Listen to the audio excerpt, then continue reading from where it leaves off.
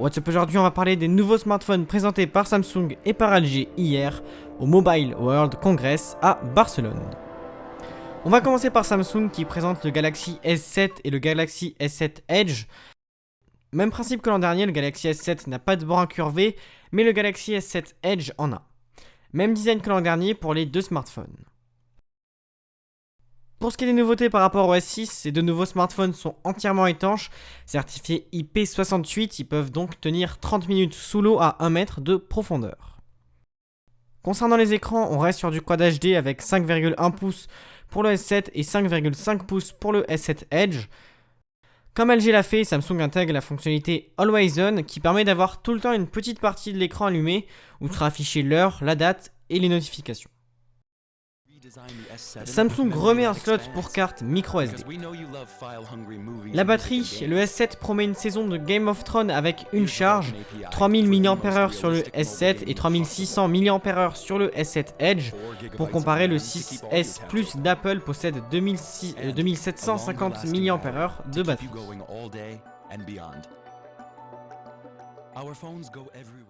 On finit par la photo, à l'arrière capteur de 12 mégapixels comme sur le 6S et à l'avant 5 mégapixels.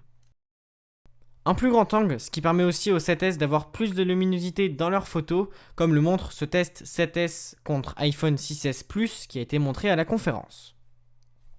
Donc au final, pas de grande nouveauté. Ces deux smartphones devraient être disponibles à la vente le 11 mars prochain, 699 € pour le S7 et 799 € pour le S7 Edge, avec tous les deux 32 Go de mémoire. Samsung en a aussi profité pour présenter sa caméra 360 degrés et son casque de réalité virtuelle.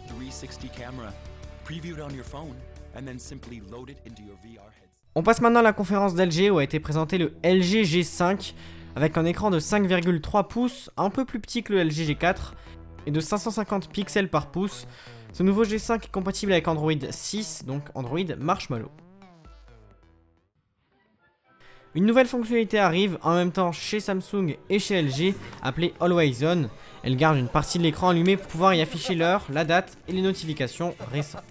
Cette fonctionnalité ne consommerait que 1% de batterie par heure, ce qui est relativement peu. Concernant la photo, ce nouveau smartphone est équipé de deux capteurs photo à l'arrière et d'un au devant. A l'arrière, on retrouve un capteur photo normal de 16 mégapixels et juste à côté un capteur photo de 8 mégapixels prévu pour faire des photos avec plus de lumière et avec un plus grand angle, un angle de 135 degrés.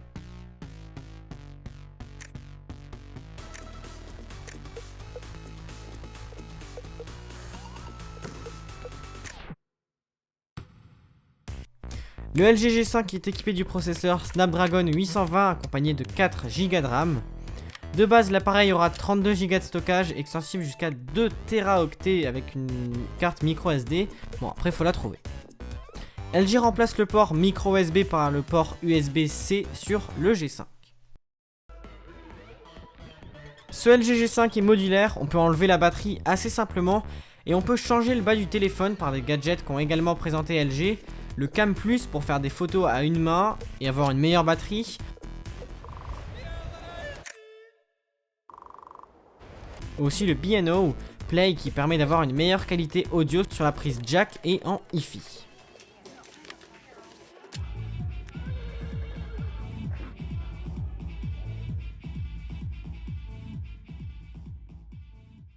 Ce LG G5 est disponible en gris, en titan, en or et en rose, comme sur le 6S. Il devrait sortir au mois d'avril aux alentours des 650-700 €.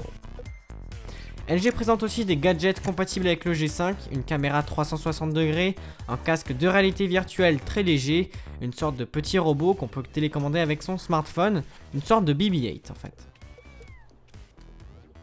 Donc voilà ce qui a été présenté hier à Barcelone par Samsung et LG. Bien évidemment, la conférence, donc le Mobile World Congress, n'est pas encore finie. Il va y avoir encore des marques qui vont présenter leurs nouveaux produits. En tout cas, j'espère que la vidéo t'a plu. Si c'est le cas, like, commente, partage et surtout, abonne-toi.